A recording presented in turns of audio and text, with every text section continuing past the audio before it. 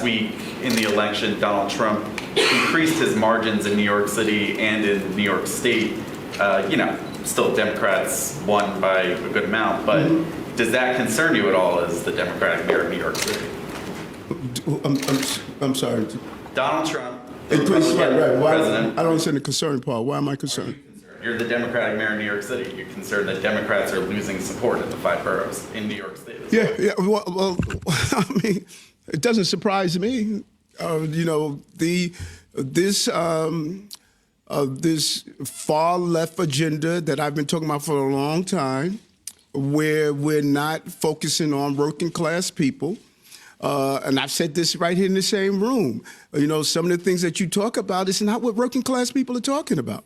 These working class people are concerned about the future for their families. And when you're not talking to, when you're talking about things that are not impacting them, how do I get the Metro card? How do I make sure that I can put food on the table? These are real issues.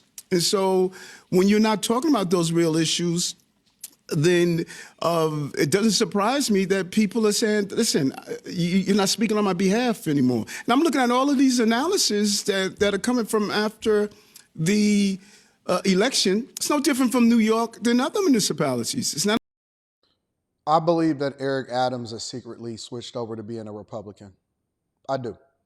I believe that Eric Adams was pushing the agenda of the Biden-Kamala Harris regime, that they probably promised different Democratic players, the Brandon Johnsons, the Eric Adams at one point, probably Mike Johnson, the mayor in Denver, Karen Bass, Gavin Newsom, those type of people, the ones that actually played ball with them. I believe that they probably promised them, Andre Dickens, the mayor of Atlanta, probably promised them significant growth and even positions within their cabinet if they showed some level of loyalty to the Democratic Party and them continuing to push these bad agendas such as reproductive rights and the immigrant crisis. And they pushed the worst things on people and they had the worst messages.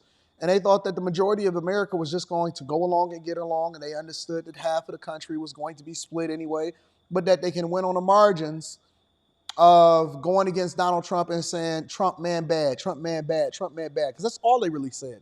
They didn't have a message for the people. They didn't have an agenda in order to help you and push your life forward. It was nothing that they could do except for the increase in national debt. And when you started to break it down over a period of time and people started to live with these two candidates, which they've had experience with them, with both of them in a role or two, playing a role in government and politics, you got to see the difference. And when people really came down to it, even Democrats was like, hey, man, it's rough out here. Seriously, no matter if you had a job, if you was unemployed, if you was living with your parents, if you had a family, if you had a house, you had a mortgage, you was renting, no matter what circumstances you was in, everybody at some point had to take a look in the mirror and say, man, what the hell is my life doing right now? And I don't believe that most Democrats was able to read the room. And people like Eric Adams, in addition to the fact that he started catching hell from the Biden administration and the Justice Department started coming after him, said, you know what? This don't really make as much sense as people trying to make. I mean, I know I technically am running as a Democrat because you got to be a Democrat in order to win New York City. However, these people are going off the reservation. And so the smart Democrats was able to quickly read the room and they made a pivot.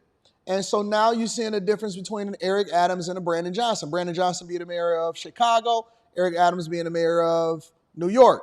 I'm sure that Eric Adams got way more to lose than Brandon Johnson, considering that the Justice Department started to come after him when he stopped playing ball with the migrant crisis and he started speaking against what was going on. He wasn't even invited to be a speaker at the Democratic National Convention, but he had the biggest city in America holding it down. They wasn't loyal to him and he ain't loyal to them either. But he also was smart enough to start reading the room before the hammer came down because he realized, hey, Trump is probably going to win this.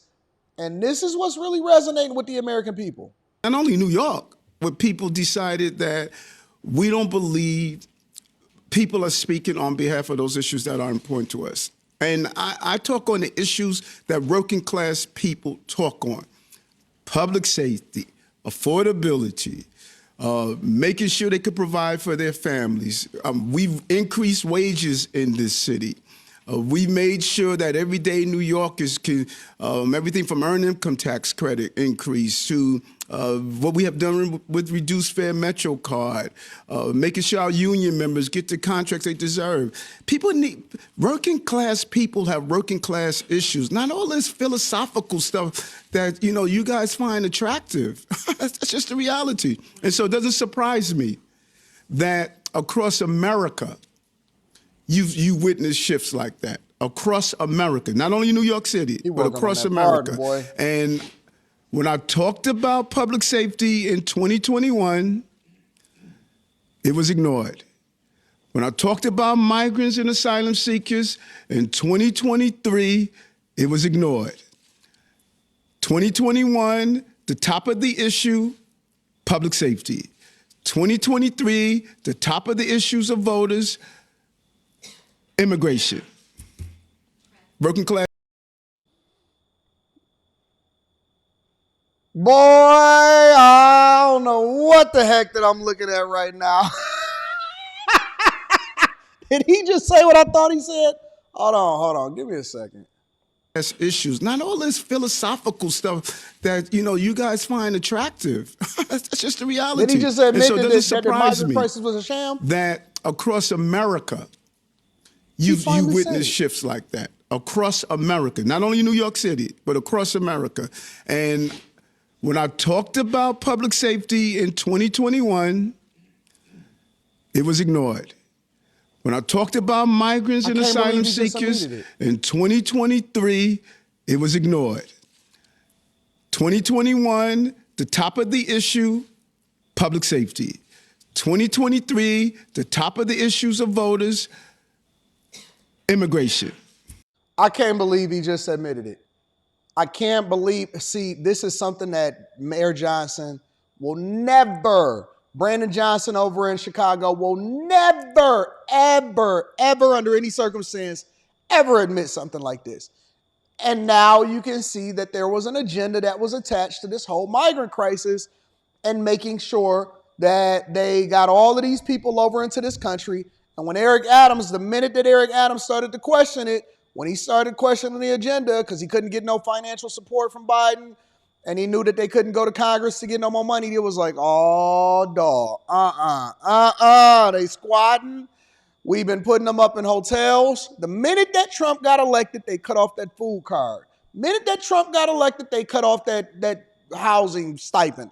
All of that junk is going away. And he's absolutely right. The only problem with Eric Adams is he should have never participated in this coup in the first place. They should have never designated New York as a sanctuary city. He should have never had them people up in that hotel. He should have never went along with that agenda. And now you're paying the price for it. The only way for any of these people to survive at this point is to go red. It's to pull a Tulsi Gabbard. Tulsi is the only smart one that was a part of the Democratic Party that said, you know what? It's time to switch sides. You got to know when you're losing and you got to know when you're going to get a seat in administration and you're going to play it the right way. If I was Eric Adams, I would have been doing it. And you can tell by the movement even happening in these Democratic strongholds. In Chicago, way more than they expected went over to the red side. In New York, just like they had admitting on this, way more than expected went over to the red side. And you got to read the room. You got to know when victory is at hand and when defeat is at the doorstep.